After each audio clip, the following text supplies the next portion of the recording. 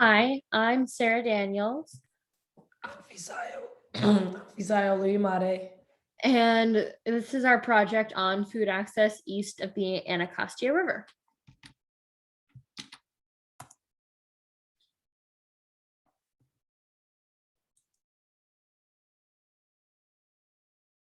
So sorry, I was on mute. So an introduction of what we're going to be talking about today is the severe lack of access to proximal and quality food in DC, specifically in wards 7 and 8. Before the 1960s, grocery stores were plentiful, and the amount of establishments were growing by the year. The assassination of MLK and the aftermath was the instigator of the grocery store exodus. The population and demographic of DC changed entirely during these turbulent times.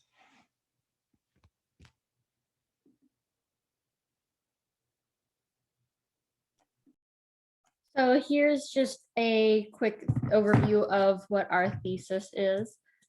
So our thesis is that the systematic racism that is involved in these issues of food access only worsens and complicates the situation, and it'll take community engagement and widespread policy change in order to truly make any distinguishable difference in the food landscape of these areas, and that would be sustainable and would actually address the issues behind the symptoms of oppression, which is the lack of food access shown in these communities. So where are the stores that they do have? So there are 3 stores in Ward 7 and 8 combined, with 2 on the DC and Maryland border.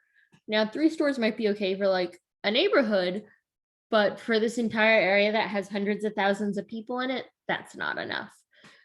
These stores are also poorly managed and don't have enough stock to support the amount of population that they do.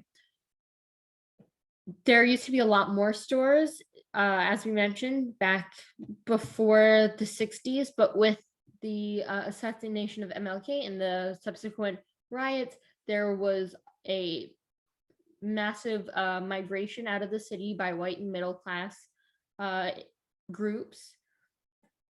And after that, the stores were just gone. They went from like 30 stores to 3 in a matter of a decade.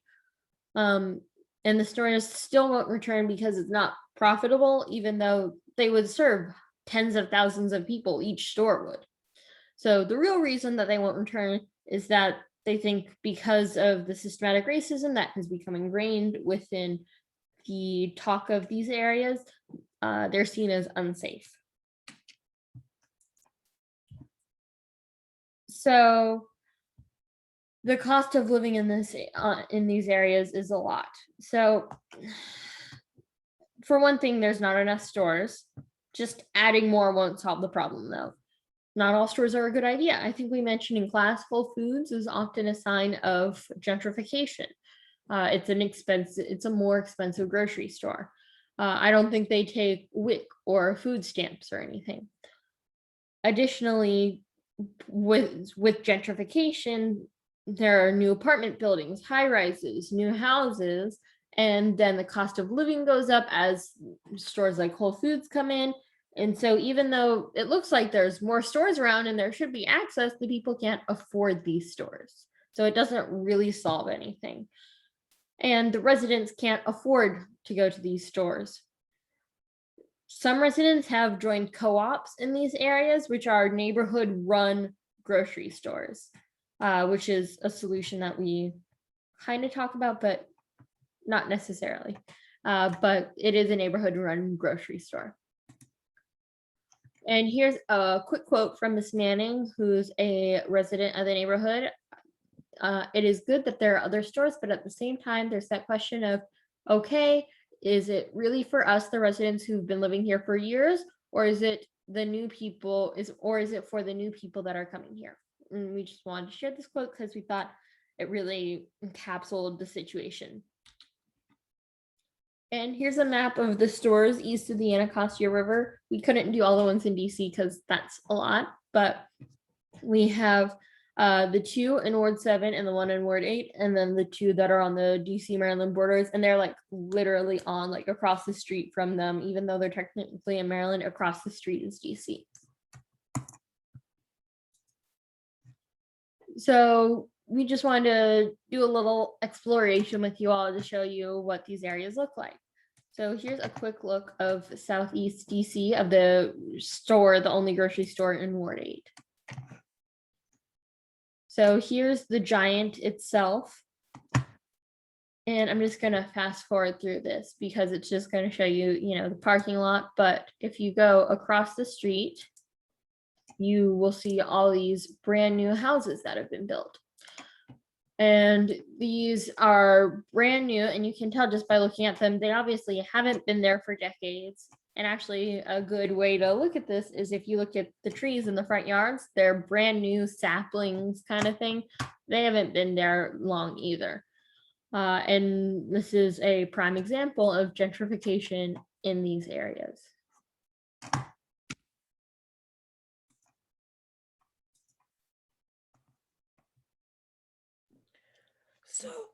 So now we're going to talk about the fast food explosion and the grocery store depletion. After the grocery store exodus in the 1960s, grocery stores were decreased by more than 20% and fast food locations started to boom.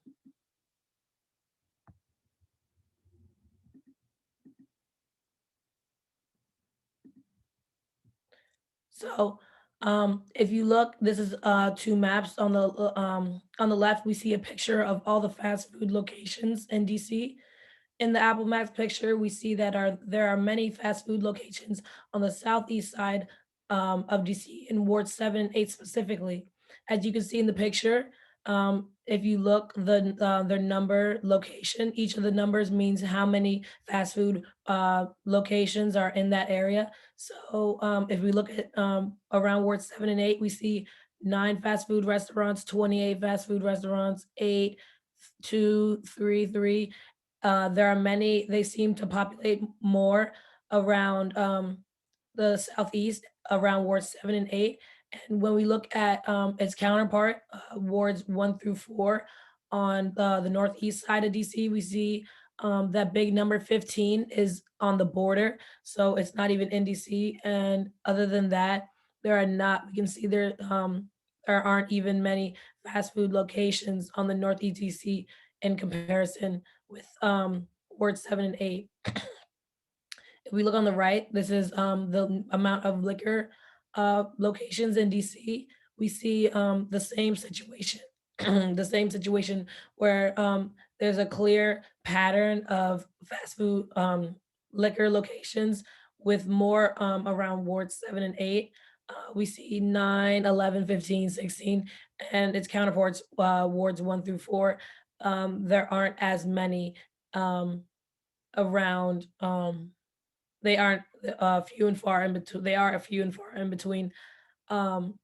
Seeing, yeah, um, we can see a clear pattern of these establishment locations on the sides with lower income families. So an example of a new fast food location is Church's Chicken. They wanted to open up a new location in Ward 7 in January of 2020. And this new location brought about many heated responses from the community and the leaders of the community themselves. The number of fast food locations per capita is a direct cause of the seen patterns in health disparities. Tyler Holcomb, a man on the Advisory Neighborhood Commission, spoke on this issue in an article written about the new opening. So there's a quote where he talks about all the people and the people who are in Ward 7 and the fact that there are the major health disparities between the counterparts of Wards 1 through 4 versus Ward 7 and how the people in Ward 7 are less likely to live 15, likely to live 15 less years than the people in Wards 1 and 4. This new establishment shows It's a representation of the worsening of the the healthy food access situation in DC. From the last slide, we can see that there are so many fast food options and more continue to come, which shows it's continuously taking over the few healthy options there are. And so some solutions that have been offered up inside of this food access issue. One is bus stop farmers markets. These are farmers markets that sell fresh fruits and veggies at bus stops, resolving the issue of transportation for most families. Another another solution was the Urban Farming Act of 2014. This act gave a tax abatement to farmers who would grow their crops in DC and sell them. So this was seen as a major incentive for the wards on the southeast side of DC to have more healthy options. So those are some issues that have been done to combat this deeply rooted issue in the community. And to see a change in the food access issue in DC, there has to be significant change, a significant effort from the people in the community itself. For anything to change, people must raise more awareness to this issue and continue to make action and change the situation.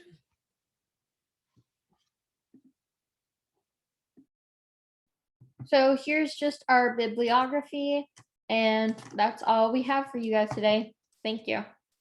Thank you.